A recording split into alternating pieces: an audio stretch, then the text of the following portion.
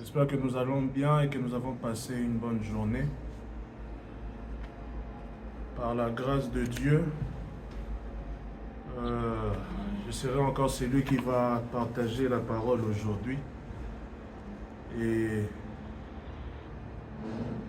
pour être très bref, je vais directement toucher à la thématique qui est propre à l'enseignement d'aujourd'hui, en espérant qu'on pourra bien se suivre et se comprendre. Amen. Je vais introduire l'enseignement sur la famille, et la sous-thématique que j'aurai à toucher aujourd'hui, c'est la famille biologique. J'aurai à toucher à la famille, au thème, à la thématique de la famille, mais je vais rester dans le cadre de la famille biologique, pour que nous puissions comprendre, pour que nous puissions apprendre et que nous puissions entrer en profondeur dans la connaissance de cette cellule, ce noyau. Je vais commencer par introduire certaines définitions pour que nous puissions mieux comprendre la thématique. Et dans la suite, j'aurai à entrer dans le développement pour toucher la source de la famille biologique, toucher aux profondeurs bibliques de ce que la famille biologique. Et par la grâce de Dieu, c'est vrai que je n'ai pas fini d'étudier en profondeur la thématique, mais j'espère entrer dans les grâces et les bénédictions rattachées à la famille biologique. Voilà pourquoi je vais commencer, juste avant de donner les définitions, par cette affirmation: la famille biologique n'est pas que sorcier ou sorcière. La famille biologique n'est pas que malédiction, autel de ton père, autel de ta mère. La famille biologique ou encore le sang est aussi source de bénédictions multiples. Et ça, c'est une affirmation, et une affirmation qui est loin d'être aujourd'hui mis de côté. Très loin. Je vais déjà m'excuser parce que je n'ai pas avec moi ma traductrice habituelle. Donc, je ne sais pas s'il y a quelqu'un parmi nous qui est bon en anglais et qui peut nous aider dans la traduction. Ma traductrice est occupée et nous avons avec nous un frère qui parle anglais. Ça sera pas intéressant de le mettre de côté. Je ne sais pas si quelqu'un est un volontaire pour pouvoir traduire en anglais, s'il peut juste se manifester.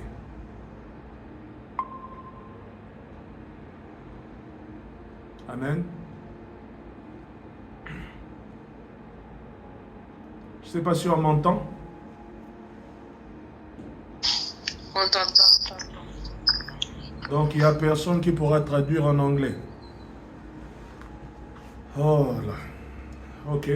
D'accord. Je vais alors avancer dans cet enseignement, par la grâce de Dieu, en espérant que nous pourrons toucher en profondeur tout ce qu'il y a à toucher et ne rien laisser par rapport à la première partie ou à cette partie que j'ai pu préparer. J'aimerais aussi toucher vraiment aux bénédictions. J'aurais voulu, par non seulement ma volonté, mais surtout par la ligne directive que j'ai reçue pour pouvoir conduire l'enseignement, j'aimerais voulu terminer par les bénédictions rattachées au positionnement dans la famille biologique. J'aurais vraiment voulu toucher ces points-là, de l'aîné jusqu'au dernier, voir en profondeur quelles sont les grâces, quelles sont les bénédictions, quelles sont ces choses que la Bible nous promet. La Bible, qui est la voix écrite de l'Éternel, nous promet par rapport à la famille biologique et au positionnement de chaque enfant dans la famille biologique. Mais j'ai pu commencer, mais je n'ai pas pu finir. Et c'est ce qui me dérange. Mais nous allons quand même avoir à toucher aux bénédictions, mais je ne pourrai pas aller en profondeur par rapport au positionnement dans la famille. Donc, je ne sais pas, peut-être que quelqu'un avait des questions par rapport à ça, à ces côtés-là de la famille, par la grâce de Dieu. Si le bureau de la jeunesse trouve un jour l'espace pour pouvoir réintroduire cette thématique, pourquoi pas? Et sinon, voilà, je pourrais m'arrêter que là où le temps me donnera de m'arrêter. Amen. Donc je vais commencer par certaines définitions. Dans la sous-thématique qui est la famille biologique, j'ai juste retenu un seul mot que j'aimerais définir, qui est la famille. Biologique, nous savons tous que ça veut dire que tu viens d'un ventre où tu as été formé par la chair. Mais j'aimerais vraiment toucher le terme famille, et dans la définition que j'ai pu trouver de ce que la famille est une communauté de personnes réunies par les liens de parenté existant dans toutes les sociétés humaines. Donc, il n'y a pas un être humain sur la terre, même Adam qui puisse être, ne peut dire qu'il est sorti du néant. Il y a cette richesse dans la pensée de Dieu de sortir l'homme de quelque part. Je répète, il y a cette richesse dans la pensée de Dieu de sortir l'homme de quelque part. Peu importe l'endroit ou le lieu ou la cellule dont la personne sort, il est propre à la richesse de Dieu que cet homme sorte de là. Il est propre à la richesse de la sagesse divine que cet homme sorte de là. Donc, l'homme sort de la famille. Par cette définition, nous comprenons que la famille n'est pas juste parce que c'est catégorisé, il y a la famille élargie, la famille restreinte. Ce n'est pas juste le fait de catégoriser, mais la généralité qui fait la famille. Voilà pourquoi on dit que c'est une communauté de personnes réunies par les liens de parenté existant dans toutes les sociétés humaines. Amen. Donc ça, c'était la définition. C'est une définition que vous pouvez trouver sur Google et dans plusieurs autres dictionnaires. Dans plusieurs autres dictionnaires. Et c'est important d'avoir connaissance de ça. Pourquoi? Parce que dans la pensée de l'homme, on a tendance à restreindre automatiquement la famille à celui du même ventre que nous sortons. Je dirais ça comme ça. Mais la famille est beaucoup plus vaste. Et nous allons comprendre ça au fur et à mesure que nous allons avancer. Il faut déjà commencer à comprendre que la famille est le premier maillon que Dieu, ou le premier maillon que la création de Dieu met en place. La famille est la première chose, ou le premier maillon que l'Éternel prend plaisir à construire. Voilà le terme que je cherchais. Prend plaisir à construire. Il commence par établir un circuit très bien fait, mais en un seul homme, en une seule personne. En Adam, ou encore en créant Adam, il crée Ève en Adam. Je me répète, en créant Adam, il crée Ève en Adam. Donc, la création d'Adam démontre qu'il y a un début de quelque chose. Mais comme je dis, il crée Ève en Adam pour dire que Ève n'était pas un élément manquant dans le plan de Dieu. Ève n'était pas un élément mis de côté dans le plan de Dieu. Mais Dieu qui avait cette vision-là de commencer à mettre en place une cellule qui devait être la base de tout au niveau de l'humanité, il prend d'abord plaisir à garder Ève dans Adam, à garder la femme dans l'homme, avant de choisir après de les dissocier ou de les séparer.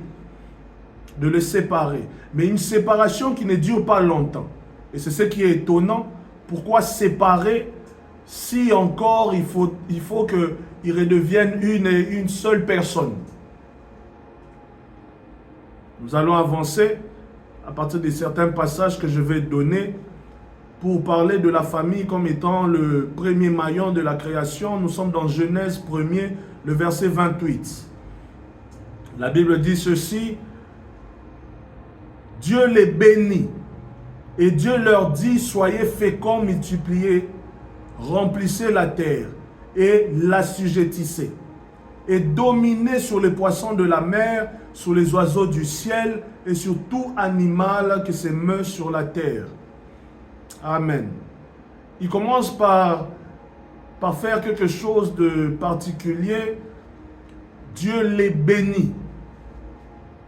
Après avoir créé l'homme, il bénit le noyau, la cellule.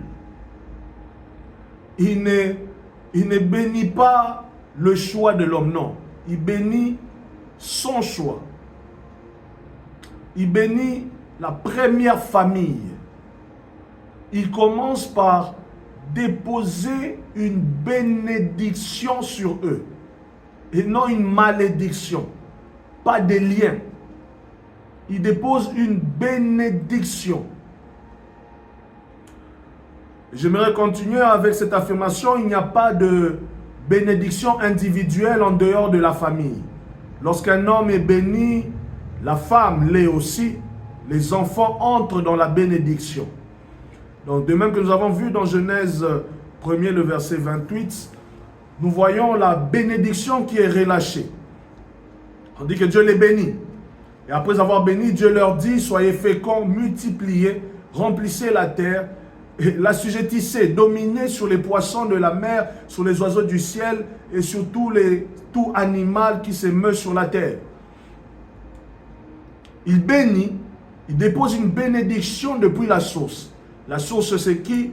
La source, c'est le Père. La source, c'est la mère. Il commence par bénir. Il fait un geste qui, pour plusieurs, oui, nous sommes aujourd'hui ancrés dans cette voie où nous savons qu'il y a des malédictions rattachées aux maisons de nos pères et de nos mères, mais nous oublions très souvent qu'il y a une main céleste qui a béni la cellule qu'ils ont eu à former. Et nous ne cherchons pas à connaître en profondeur quelles sont ces bénédictions rattachées à nos familles. Je suis de ceux-là qui croient que si plusieurs d'entre nous avaient connaissance des bénédictions rattachées au sang et aux familles, on allait plus nous charger de rechercher ces bénédictions-là d'abord. Mais par manque de connaissance, oui, nous avons connaissance des malédictions et nous refusons les malédictions, mais du fait que nous n'avons pas connaissance de bénédictions, personne ne demande les bénédictions. Personne ne se rattache aux bénédictions. Personne ne demande l'héritage spirituel par les bénédictions que Dieu a déversées dans la cellule. On dit que Dieu choisit Abraham. Dieu commence par choisir Abraham, mais il ne fait pas que choisir Abraham, il prononce une promesse de bénédiction sur Abraham. Genèse 12, le verset 1 à 3. Nous allons lire au nom de Jésus. L'Éternel dit à Abraham: va-t'en de ton pays, de ta patrie et de la maison de ton père, dans les pays que je te montrerai. Je ferai de toi une grande nation. Je te bénirai et je rendrai ton nom grand. Tu seras une source de bénédiction. Je bénirai ceux qui te béniront, et je maudirai ceux qui te maudiront. Et toutes les familles de la terre seront bénies en toi. Seront bénies en toi. Je répète encore, et toutes les familles de la terre seront bénies en toi. Je suis sûr que c'est un passage que nous avons tous lu un jour. Tous. En tant que fils, en tant que membre d'une famille, nous avons tous lu ces passages. Et nous nous sommes tous focalisés du fait que Abraham a été béni. Israël a été béni. Gloire à Dieu. Mais il y a cette partie que nous ne mettons pas l'attention. La partie où la Bible dit que toutes les familles de la terre seront bénies en toi. Sauf si on me dit que Dieu est menteur, je sais à partir de ce point-là qu'il y a des bénédictions rattachées aux familles biologiques. Je sais automatiquement qu'il y a des grâces qui sont rattachées aux familles biologiques. Parce que Dieu ne va pas venir dire au Père de la foi que toutes les familles de la terre seront bénies par toi et venir se faire menteur en disant que tu es simplement maudit ou ta famille est maudite. C'est pourquoi j'ai dit par manque de connaissance, nous sommes peut-être attachés à la connaissance de ce qui est mauvais dans la famille, sans pour autant chercher les grâces et bénédictions rattachées à nos familles et à notre sang. Voilà pourquoi il est primordial, capital, en tant que membre d'une famille ou fils et fille de quelqu'un, de chercher à connaître les bénédictions rattachées au ventre qui t'a fait naître. Je vais donner un témoignage personnel rattaché à mon père. Un jour, mon père étant malade, en 2011, il avait eu à faire une crise d'AVC. Et pendant 9 mois, il était dans le coma. Pendant 9 mois. Et le jour qu'il se réveille, il était au niveau de soins intensifs. La seule chose qu'il demandait, ou la seule personne qu'il demandait, c'était sa femme. La seule personne qu'il demandait, c'était sa femme. Sauf que le nom qu'il utilisait pour appeler sa femme, ce n'est pas le nom que sa femme avait donné au médecin. Il disait qu'il veut voir Gilet. Alors que ma mère ne s'appelle pas Gilet. Il veut voir Gilet. Et il posait tout le temps la question. À chaque fois qu'il s'est réveillé, il posait la question. Où est Gilet? Et un jour, on était parti à l'hôpital. Après avoir su qu'il s'était réveillé, après avoir reçu l'information, nous sommes partis avec la maman et certains de mes frères. Parce qu'il y avait interdiction d'entrer au niveau de là où il était, dans la pièce où il était soigné. C'était seulement le corps médical qui y entrait.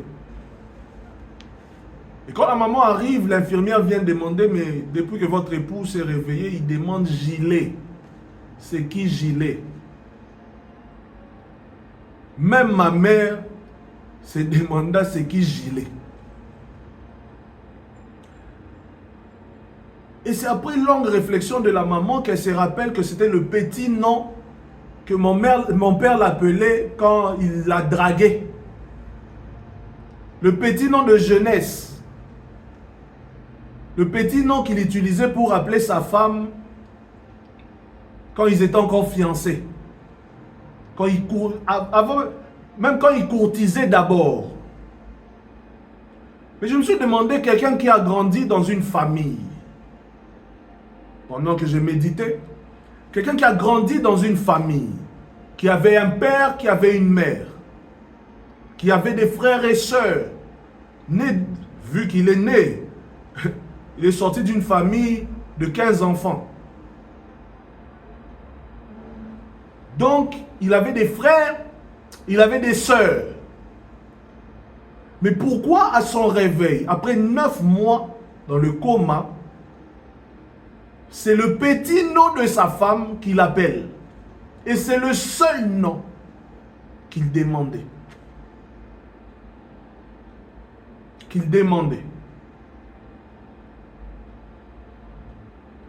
Ce retour dans sa mémoire était simplement dû au fait que il a vécu tellement de choses, déjà avec sa famille, qu'il n'a pas forcément gardé dans son cœur, ou qu'il n'a pas chéri dans son cœur. C'est vrai qu'en tant qu'homme, en tant que chrétien, il s'occupait d'eux, il faisait sa part des choses avec les moyens que Dieu lui donnait, mais il n'a pas gardé une bonne relation avec dans son cœur. Mais la personne qu'il a gardée dans son cœur, c'était la personne qu'il considérait comme bénédiction pour sa vie. Parce que la saison où il courtisait la maman, il n'avait absolument rien en termes financiers ou autres. La maman venait d'une famille, son père était directeur commercial dans une très grande entreprise au pays, une brasserie. Et comme Congolais est un bon consommateur d'alcool, les brasseries font beaucoup d'argent. Donc elle venait d'une famille là où il y avait les moyens. Alors que mon père venait d'une famille pauvre, lui qui a perdu son père à 16 ans, et sa mère était retournée au village, il était resté seul dans la ville pour se battre, abandonné de tous. Donc sa vie connaît une certaine gloire à la rencontre de la femme de sa vie, la femme qu'il a choisie. Donc les témoignages qu'il a gardés, pour lui, la porte de bénédiction que l'Éternel a choisie dans sa vie, c'était sa femme. Parce que toutes les portes se sont ouvertes quand cette femme est entrée dans sa vie. Ils se sont mariés, ils habitaient dans une maison faite en tôle et en bois. Pendant des années. Une maison où ma mère l'a trouvée. Déjà, il habitait là. Et c'est après quelques années, après son mariage, que la porte du travail s'est ouverte. Quelqu'un qui fuyait la guerre, qui quittait le Congo, entrait au Rwanda, sortait du Rwanda, retournait au Congo, tout en mouvement parce qu'il était dans une zone en guerre, se retrouve avec un CV qui a que seul grand objet, le fait d'avoir été professeur, se retrouve à avoir un contrat aux Nations Unies en tant que journalier et au fur et à mesure monter les échelons jusqu'à devenir expatrié et avoir assez de moyens pour aussi aider le reste de la famille, de sa famille. Donc pour lui, la porte de bénédiction était gravée dans son âme, dans son esprit. Et c'était sa femme. Donc il n'a pas crié au nom de son oncle, il n'a pas crié le nom de son frère, il n'a pas appelé le nom de sa mère. Il appelle le nom de sa femme. C'est elle qu'il gardait dans son cœur. Et en 2011, je me rappelle, moi devant mon père, et mon père me regarde comme un inconnu parce qu'il ne me reconnaissait pas.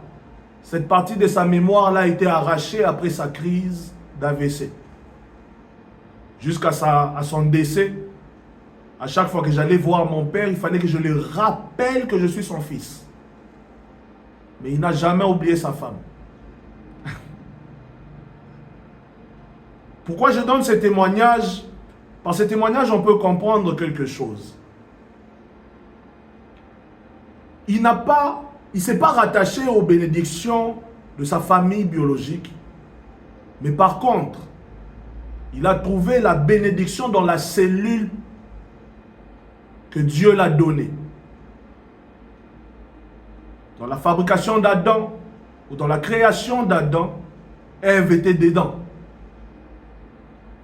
Les bénédictions prononcées sur Adam, Ève était dedans. Les grâces prononcées sur Adam, Ève était à l'intérieur. Et nous autres, même si on doit sauter Adam, par notre père Abraham, nos familles biologiques en bénédiction. Allons doucement.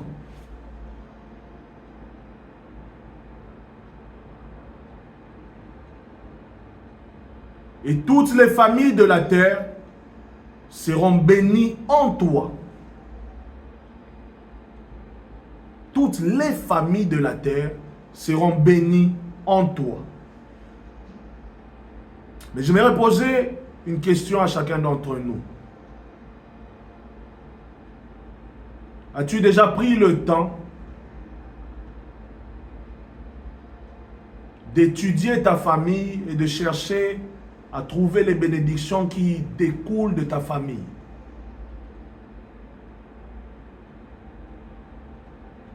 Je donne un exemple. La majorité des membres de la famille de ma mère ont eu à faire des études en économie, finance.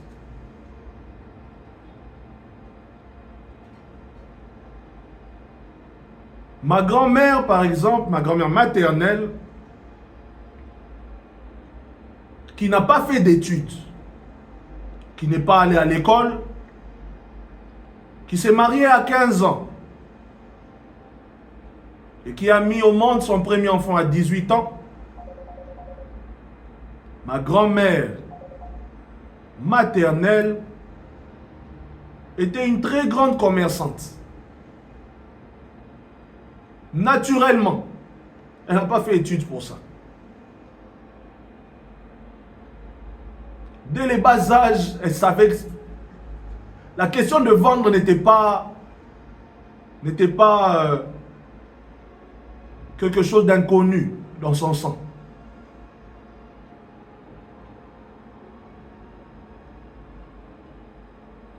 Et dans cette même famille, je remarquais qu'il y a une très grande grâce de ces côtés-là.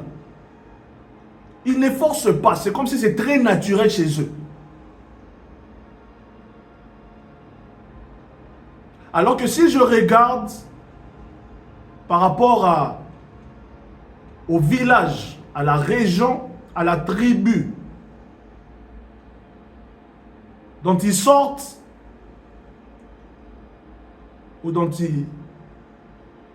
ou la tribu d'origine, la tribu n'a rien à voir avec le commerce. La tribu n'a rien à voir avec le commerce.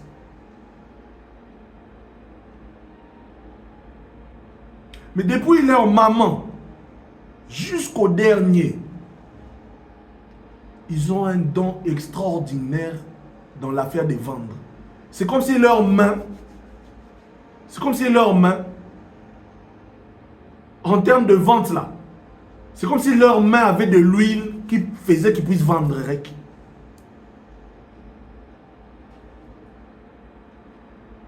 Voilà une forme de bénédiction rattachée au sang. Une forme de bénédiction rattachée, je dirais ça comme ça, à l'ADN, aux gènes, au ventre par lesquels ils sont sortis.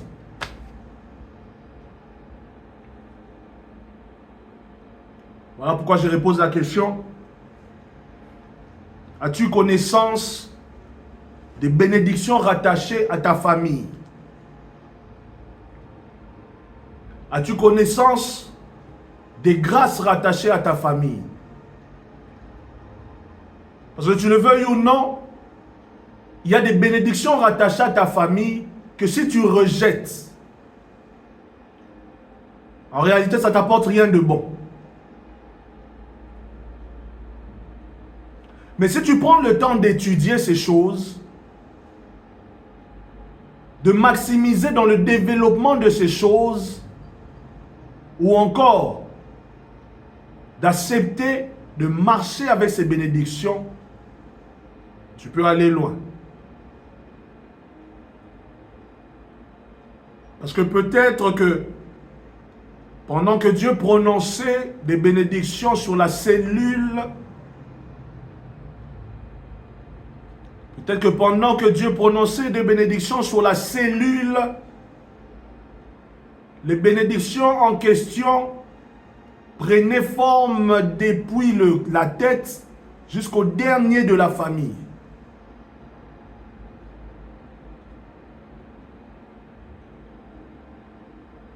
Du côté de mon père, je n'ai pas trop connaissance, ou même je dirais je n'ai pas connaissance du tout des bénédictions ou des grâces qui sont rattachées. Je fais partie de ceux-là qui n'ont pas eu une forte relation avec la famille paternelle.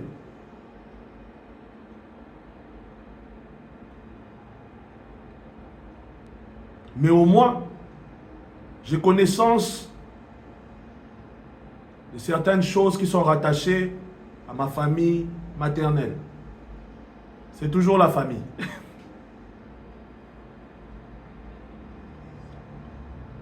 Genèse 12, 18 à 19. Abraham deviendra certainement une nation grande et puissante, et en lui seront bénies toutes les nations de la terre, car je l'ai choisi, afin qu'il ordonne à ses fils et à sa maison après lui de garder la voie de l'Éternel, en pratiquant la droiture et la justice, et qu'ainsi l'Éternel accomplisse en faveur d'Abraham les promesses qu'il lui a faites.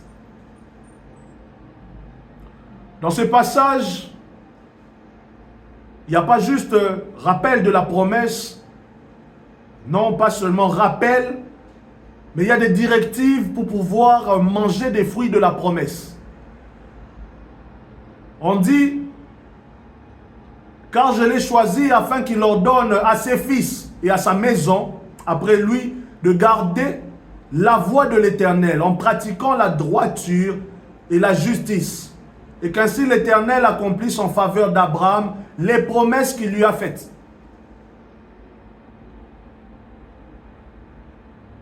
Donc, parce que les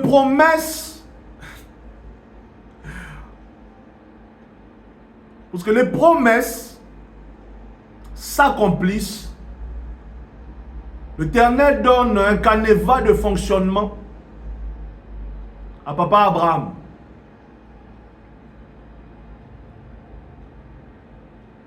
Il y a des directives qu'il donne à papa Abraham.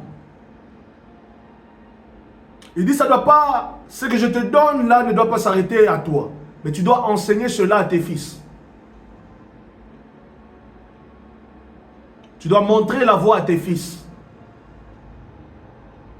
Et souvent, c'est ça le problème. C'est qu'au niveau de la famille biologique, la bénédiction ne coule pas jusqu'à certaines générations parce que la voie n'a pas été communiquée aux fils. Et même les fils ne veulent pas chercher à savoir ou ne veulent pas étudier les grâces qui sont rattachées à la famille. Ou les bénédictions rattachées à la famille.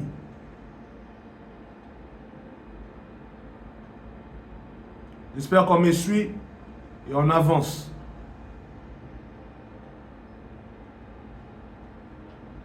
Et je disais que lorsque l'homme est béni, la femme l'est, les enfants aussi sont bénis. Et dans Genèse 1, le verset 26 à 28, nous allons lire. Puis Dieu dit, faisons l'homme à notre image, selon notre ressemblance, et qu'il domine sur les poissons de la mer, sur les oiseaux du ciel, sur les bétails, sur toute la terre, et sur tous les reptiles qui rampent sur la terre. Dieu créa l'homme à son image, il le créa à l'image de Dieu. Il créa l'homme et la femme. Dieu les bénit. On revient encore sur ça. Dieu leur dit, soyez féconds, multipliez, remplissez la terre et l'assujettissez. Et dominez sur les poissons de la mer, sur les oiseaux du ciel et sur tout animal qui se meut sur la terre. Il y a 3 éléments que nous pouvons retenir de ce passage. 1. La fécondité. La fécondité. Dieu veut, ou Dieu en établissant les choses, il veut que la famille soit féconde.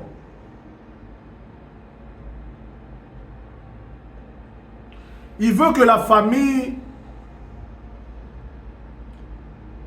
puisse vivre la fécondité, tant intellectuelle, tant biologique, tant spirituelle et autres bénédictions.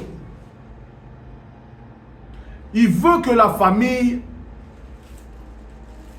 puisse continuer à produire ce qu'il a mis comme fruit en elle. Il ne veut pas que ça s'arrête à un certain niveau. Mais il veut que ça coule, ça coule, ça coule, ça coule. Mais parlons même juste simplement biologiquement. Imaginez un peu David refusant d'avoir un enfant. Jésus allait sortir par qui? Oui, on va dire que Dieu allait susciter je ne sais quoi. Mais il était important que David se reproduise ou soit fécond, parce qu'un jour on parle du Christ. Il faut que la cellule de base puisse avancer pour atteindre certaines choses ou certaines grâces ou d'autres bénédictions rattachées aux générations.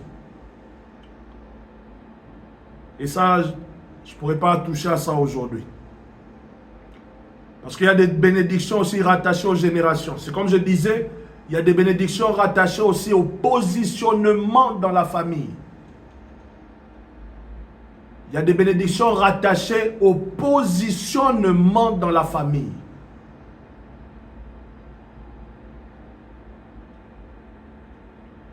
Donc il y a la fécondité, il y a la productivité et il y a la solidité. La productivité, la solidité.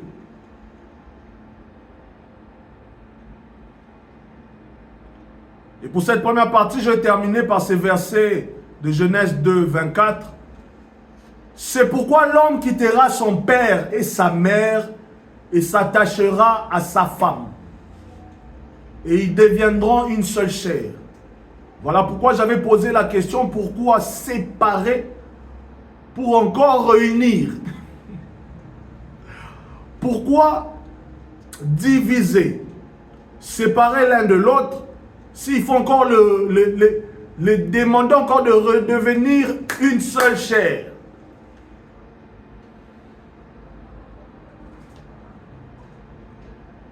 Une seule chair.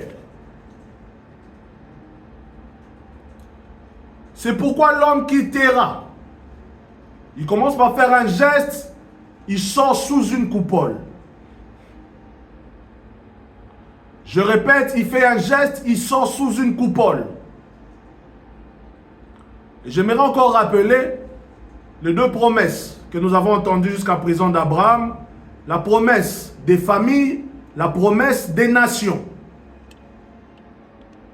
Je répète, la promesse des familles par Abraham, Deuxième promesse que nous avons entendue, la promesse des nations par Abraham. Donc les bénédictions des familles, les bénédictions des nations. Ou encore, je veux rectifier ça, ou je vais modifier la forme, les bénédictions du sang et les bénédictions de la terre. Les bénédictions du sang, les bénédictions de la terre. Et on lui dit, c'est pourquoi l'homme quittera son père et sa mère, il quitte, il va loin de la famille, ou encore de sa famille, et il s'attache à sa femme. Ils deviendront une seule chair, pour composer encore une famille. Et voilà pourquoi je vais revenir sur la nation, parce que la nation, c'est plusieurs familles. La nation, c'est plusieurs familles biologiques. Donc, ce même homme quitte la bénédiction, première bénédiction d'Abraham, qui est rattachée à la famille, pas quitte. Parce que si je dis quitte, ça veut dire que la bénédiction l'a lâché. Non. Mais il prend la bénédiction rattachée à la famille, il s'éloigne pour s'attacher avec une personne pour nager dans la bénédiction rattachée à la terre. Donc la femme qui vient d'une famille, l'homme venant d'une famille, rattaché sous des bénédictions concernant les familles, se mettent ensemble et vivent sous la bénédiction de ce qu'est la nation.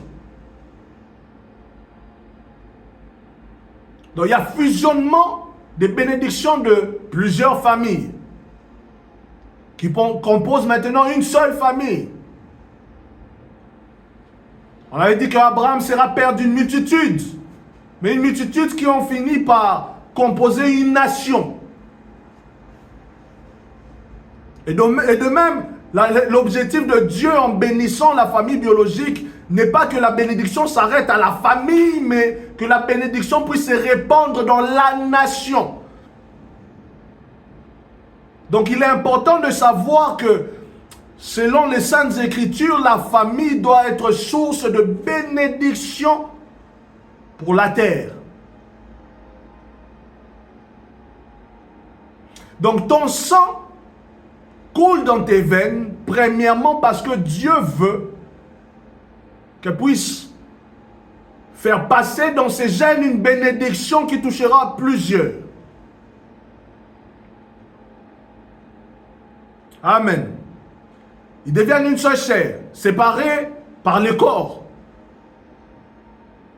mais rattachés spirituellement et s'alignant par les bénédictions en une seule personne.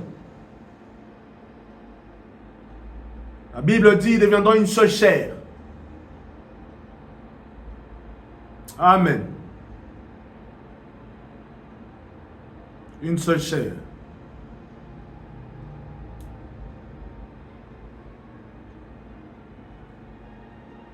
Donc nous comprenons que la famille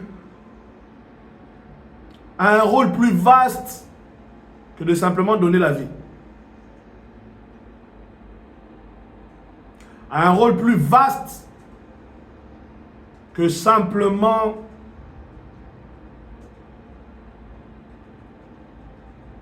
remplir, ou je dirais ça comme ça, avoir plein de petits bonhommes. Un rôle plus vaste.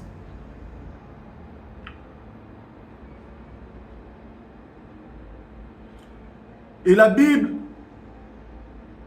si et seulement si on devait se limiter dans l'Ancien Testament pour parler de la famille, là encore on allait dire que l'affaire de famille là ce n'est pas pour le temps moderne, c'est juste pour le passé.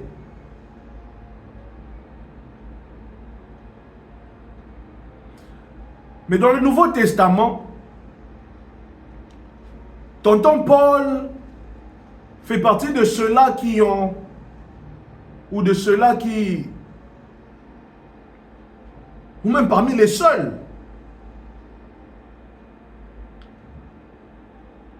qui a bâti, spirituellement parlant, les fondations de la famille. Tonton Paul est allé jusqu'à même discuter sur les bases du mariage. Il allait jusqu'à discuter sur les bases de l'éducation des enfants. Il allait jusqu'à discuter même sur les bases du sang. Tonton Paul a pris tout son temps pour marteler sur le rôle de l'homme, sur le rôle de la femme, sur les enfants.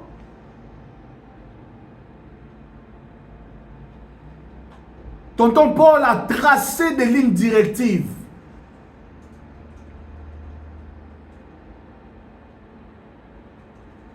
On a même demandé à Tonton Paul, mais si un homme s'est converti et qu'il est déjà marié à plusieurs femmes, est-ce qu'il doit abandonner ses femmes et garder une seule? Tonton Paul a répondu à ce type de questions. Ce qui démontre pleinement,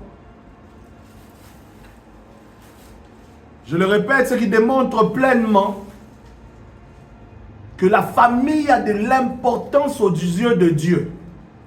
La famille a de l'importance, de la valeur. C'est réellement un don. Pour Dieu, la famille est capitale. Parce que quand il veut bénir le monde, il touche à la famille. Quand il veut bénir un quartier, il touche à une famille. Quand il veut bénir une nation, il touche à une famille.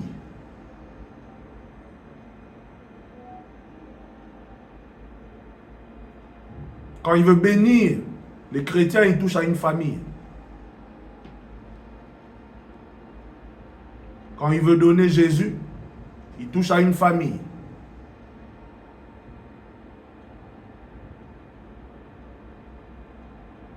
Il touche à une famille.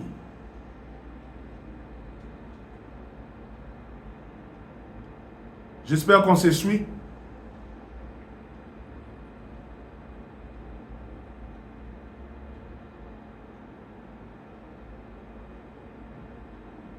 Et il faut savoir que le diable connaissant, ayant la connaissance de l'importance de la famille aux yeux du Créateur, il a pris la famille comme cible dans le combat contre le ciel.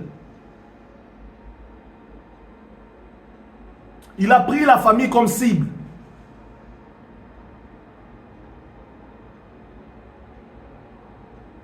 Et malheur à celui qui n'est pas conscient de ça. C'est très important de le savoir.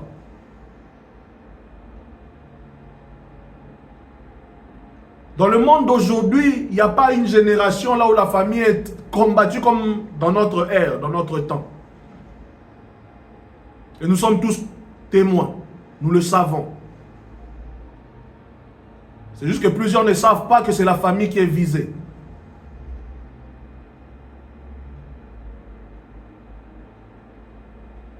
Aujourd'hui, dans certains pays, les parents n'ont même plus le pouvoir sur leurs propres enfants.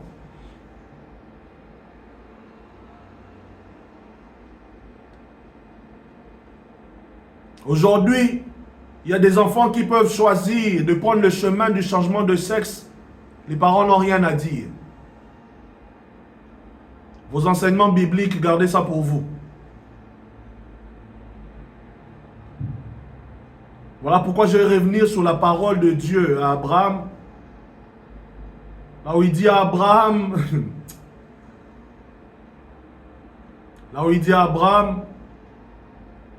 car je l'ai choisi. Moi, Dieu, j'ai choisi Abraham, afin qu'il ordonne à ses fils et à sa maison, après lui, de garder la voie de l'Éternel. Je répète, car je l'ai choisi, j'ai choisi Abraham, afin qu'il ordonne à ses fils, autrement dit aux générations qui viennent, à sa maison. Dans le Nouveau Testament, le terme maison aussi revient dans plusieurs passages. Mais c'est le même terme que Paul utilise pour parler de la famille ou bien d'une famille restreinte. Et même Moïse, quand il parlait de l'ange qui devait passer en Égypte en tuant les premiers-nés, il demande aux maisons, à chaque maison de rester chez eux. De mettre les sons sur les portes. Dans le terme maison fait référence aux familles biologiques, humaines, faites de chair et de sang.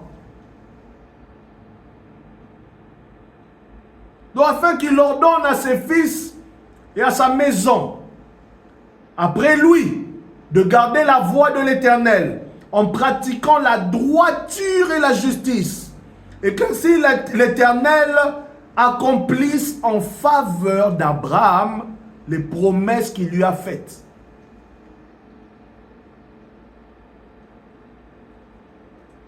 L'ordonnance doit être accomplie ou doit être pratiquée par les générations à venir. Donc si Abraham doit apprendre cela à ses fils et à sa maison, les fils doivent apprendre aussi à leurs fils et à leur maison. Les petits-fils doivent apprendre à leurs fils et à leur maison.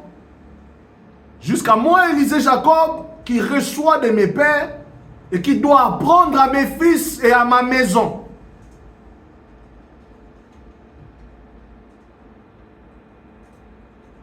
À mes fils et à ma maison. Mais comme je disais en donnant l'exemple de mon père, tu peux aussi sortir d'une maison là où tu n'as pas appris. Là où tu n'as pas appris.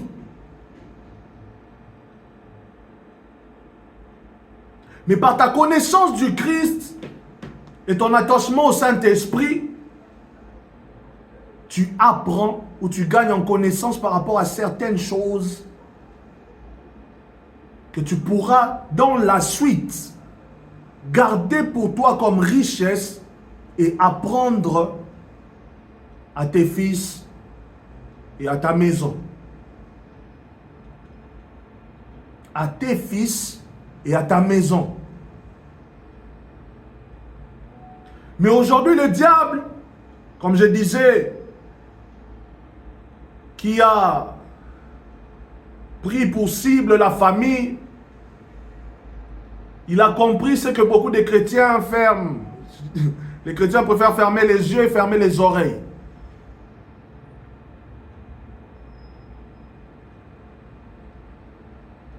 Il a compris qu'il faut détruire la cellule pour que certaines choses ne puissent plus être données en héritage. Il faut détruire la cellule pour que certaines choses ne puissent plus circuler. Le diable sait qu'il doit multiplier les malédictions de l'autel et diminuer les bénédictions de l'autel. Permettez-moi d'utiliser les termes de l'autel. Et même par manque de connaissances, nous sommes très forts à connaître les malédictions de l'autel et très faibles en termes de connaissance des bénédictions de l'autel, de nos familles.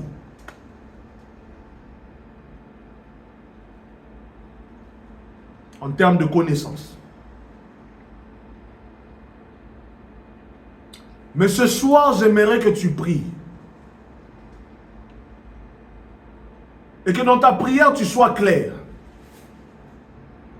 J'ai besoin que les bénédictions que l'Éternel Dieu a prononcées sur la cellule qui est la famille puissent prendre vie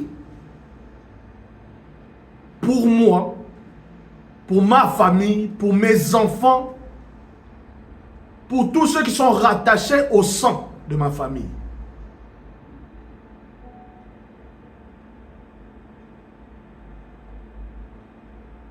J'aimerais bien qu'on puisse chasser les esprits ou les malédictions de nos autels.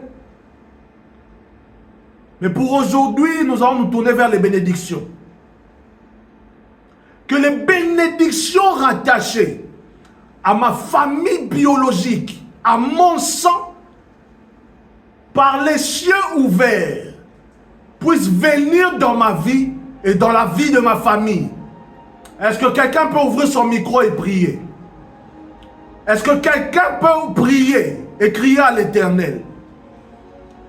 Que les bénédictions rattachées à ma famille, rattachées à mon sang, rattachées à ma vie, rattachées à ma famille, à la famille de mon père, à la famille de ma mère, par les cieux de l'Éternel qui est ouvert, se déversent dans ma vie et dans la vie de mes enfants. Se déverse dans ma vie et dans la vie de mon épouse. Se déverse dans ma vie et dans ma vie et dans la vie de mes frères et sœurs. Se déverse dans ma vie et dans la vie de ma mère, dans la vie de mon père, dans nos vies. Est-ce que quelqu'un peut prier? Car Père, nous crions à toi. C'est toi qui as prononcé les bénédictions sur nos vies. C'est toi, oh Dieu, qui as prononcé les bénédictions sur nos familles. C'est toi, ô Père, qui a prononcé les bénédictions et les grâces sur la cellule que tu as eu à créer. Je n'étais pas là quand tu as parlé à Abraham. Je n'étais pas là quand tu bénissais Abraham. Mais j'ai lu et dans ma foi, je me suis rattaché aux bénédictions que tu as prononcées sur Abraham pour les familles de la terre, pour les nations de la terre. De même que tu as dit à Abraham que par toi les nations, les familles de la terre seront bénies. Père, je me rattache d'abord à la bénédiction d'Abraham. Je commence par me rattacher à la bénédiction d'Abraham. Et non seulement me rattacher à Abraham, je me rattache aux bénédictions de la famille de mon père. Je me rattache aux bénédictions de la famille de ma mère. Je me rattache aux bénédictions de ces deux personnes que tu as réunies en un seul. Est-ce que quelqu'un peut prier? Nous nous rattachons aux bénédictions, aux grâces que tu as déversées dans nos familles. Que tu as déversées dans nos familles. C'est ta bouche qui a parlé et je ne serai pas le premier à te rendre menteur. C'est ta bouche qui a parlé, je ne serai pas le premier à te rendre menteur. Toute grâce, toute bénédiction rattachée à ma famille, Père, que ça descende dans mes mains. Père, que ça descende dans mes mains. Père, que ça descende dans mes mains. Père, que ça descende dans mes mains. Toute bénédiction rattachée à la famille de mon père, à la famille de ma mère. Je m'en fous de ce qui m'a détaché d'eux. Tant que leur sang est dans mes veines, les grâces et les bénédictions sont dans mes veines. Père, je prie pour le réveil de ces bénédictions dans ma vie. Je prie pour le réveil de ces bénédictions dans ma famille. Je prie pour le réveil de ces bénédictions. Oh Dieu, car ton ciel est ouvert sous nos têtes. Que les bénédictions prononcées ne tombent pas à terre. Parce que j'ai connaissance de ta parole. Et ta parole est entrée dans mon âme, reçue dans mon esprit, impactant mon corps. Dieu de gloire. Parce que je ne suis pas en manque de connaissances par rapport aux grâces que tu as données aux familles. Dieu de gloire, je me rattache aux bénédictions de ma famille biologique. Je me rattache aux bénédictions de ma famille biologique. Je me rattache aux grâces de ma famille biologique. Je me rattache, Père. Mes enfants ne seront pas stériles en termes de fécondité. Mes enfants ne seront pas stériles. Mes enfants ne seront pas stériles. Ils naîtront avec les grâces et bénédictions rattachées à leur sang. Ils naîtront avec les grâces et bénédictions rattachées à leur sang. Ils naîtront et auront accès direct aux grâces et aux bénédictions rattachées à leur sang. Ô Père, pas seulement les autels qui se réveillent négativement, mais je veux, Père, que mon sang crie les bénédictions qui sont rattachées en elle. Que mon sang crie les bénédictions que tu as rattachées en elle. Que mon sang crie, Père, les bénédictions que tu as scellées à l'intérieur.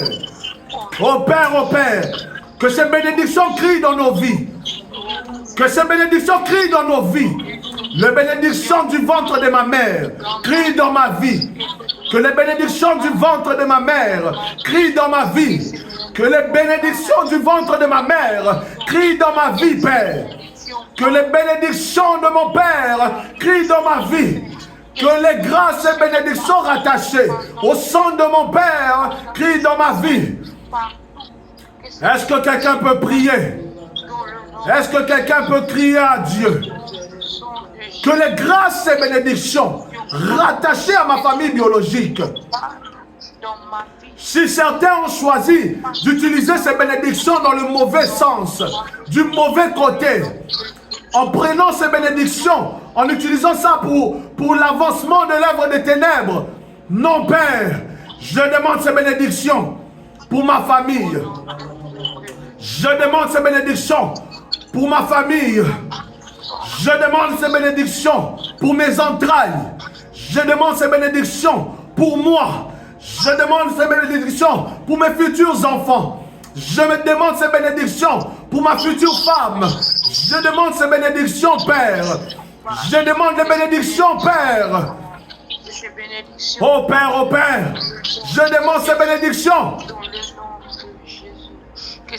Si, Père Dieu de gloire, un jour tu as dit que dans cette famille, il y a quelqu'un qui s'élèvera. Et tu as mis une quelconque richesse dans son sang. Père, je demande ces bénédictions pour mes enfants. Je demande ces bénédictions pour moi.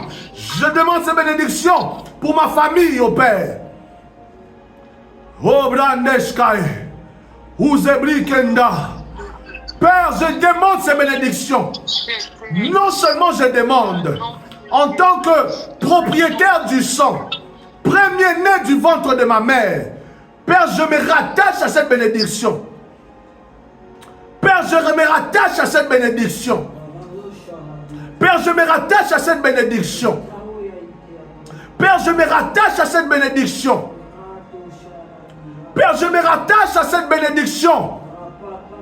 Père, je me rattache à cette bénédiction.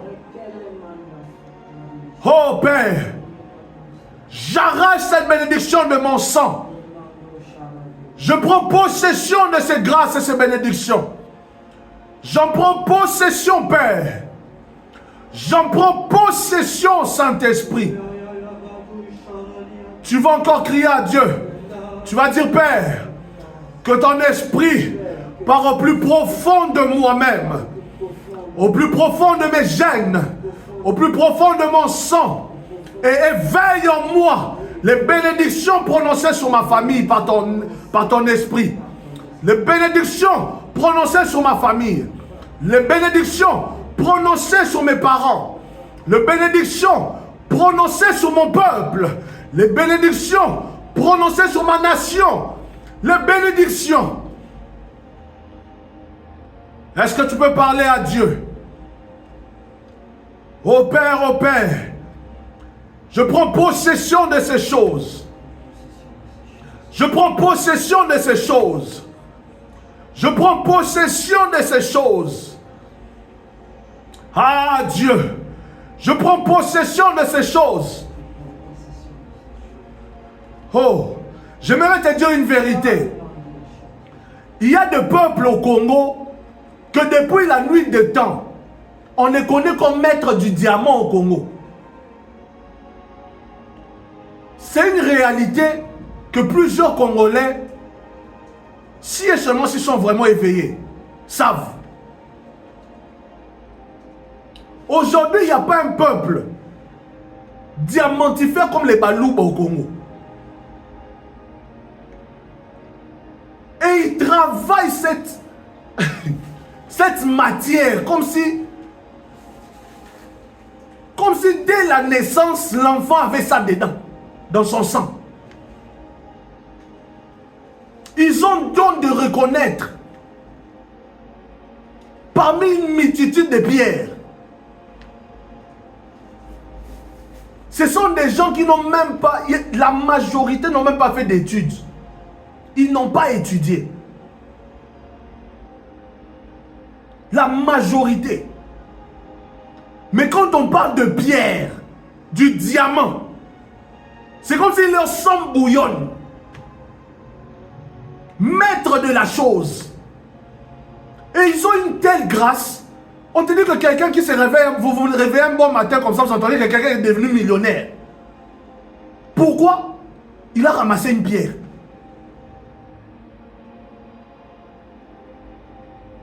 Il a ramassé une pierre. Le monsieur allait se laver dans une source. Il a pu reconnaître le diamant dans l'eau.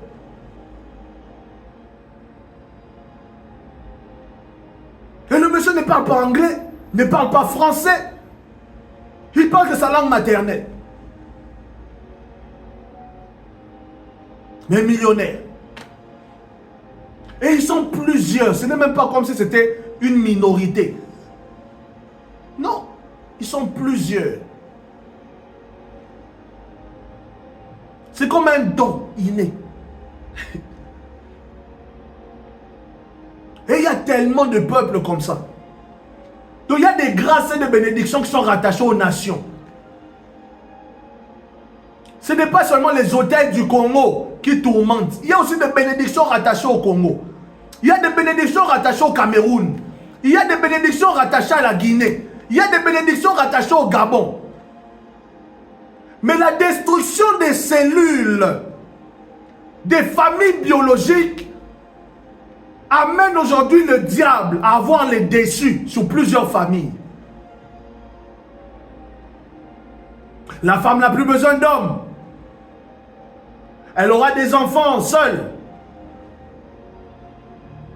Les hommes n'ont plus cette envie de mariage. Ils ne veulent plus être une seule chair. Faisons des enfants et chacun reste de son côté. Il y a tellement de doctrines qui sont entrés dans cette affaire-là, que les bénédictions ont même difficulté maintenant à couler. La famille biologique. Donc tu vas prier, tu vas dire à Dieu, je me rattache aux bénédictions de ma nation. Je me rattache aux bénédictions de ma nation. Je me rattache aux bénédictions. Si en moi ces bénédictions ont sommeillé, par la connaissance, Père, éveille ces bénédictions en moi. Éveille ces bénédictions en moi. Éveille ces bénédictions en moi. Éveille ces bénédictions en moi. Éveille ces bénédictions. Éveille ces bénédictions. Éveille, Père, ces bénédictions. Éveille, Père, ces bénédictions. Ô Père, éveille ces bénédictions. Au nom puissant de Jésus-Christ de Nazareth. Au nom puissant de Jésus-Christ de Nazareth. Au nom puissant de Jésus. Que Dieu nous bénisse. Je laisse la parole au MC. Amen, amen, amen. Bénissons le Seigneur. Parce qu'il nous a parlé. Il nous a montré encore des choses qu'on ignorait. Père éternel, nous te bénissons pour la vie de